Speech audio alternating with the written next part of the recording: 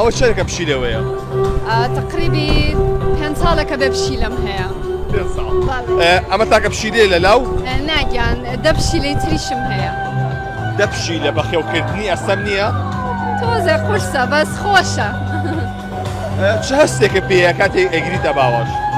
زۆر خۆشە مرتاحەبی لەگەڵیانە. تایبەتترین ئەو کاتانە کەیە کە لەگەڵیا بەسەریە بی؟ هەموو کاتێک خۆشە لەگەڵیانە. کاتێک چۆن ساڵە پشیلەی بەخێوەکەی؟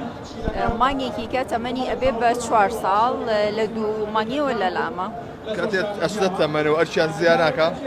نانا بەعکسەوە فەقیرتر ئەبن بە مناڵی تۆزە حەروکن و ئەوانە بەس کە گەورە ئەبن هادەتر ئەبنەوە. ئەمە چ جۆرێکە؟ جووری شیرازیە.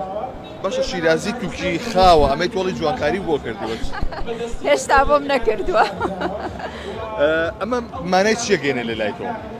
چیش دێ ئەفو؟ ئەم پشیلەیە مانای چیە گەێنێ لە لای تۆ؟ خۆشەویستی. مانای خۆشەویستی.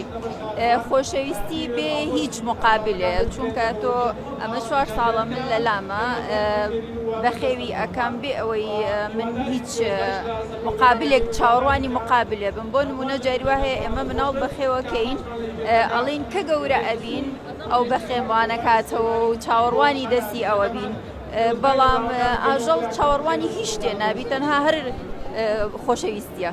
دوتای بۆ بە شازوان یعنی لەمە دووە احترامی زۆر زیاتر بەنیازنی ئینستاگرامێکی بۆ دروستکەی ئەکاونتێکی بۆ دروستکەی بۆی کە بەناوبانگ ببێ؟ وڵای ڕاستی بۆمان دروست کردووە بەس ئەوەنە نابێت ئیتر ئەمانەوێ یعنی بە جۆرە لە جۆرەکان خەڵک بیناسێ پێجێکی تایبەت بەخۆی هەبێت چالاکیەکانی ڕۆژانەی پیشانی خەڵک بین. لەمە ڕسمێک لەگەڵیا بە چەنە؟ لەمە لە ڕستمێک یعنی بێ بلیتی بۆ بڕێ بە 50 تاسا چگی لێگرتووی گازی لێگرتووی؟ وڵای مەگەر یاری لەگەڵاکە گینا ئەوە نییە بڵی بەڕقەوە گازی لێگرێت. ئەمە چ زۆرێکە؟ سکۆتلەندی.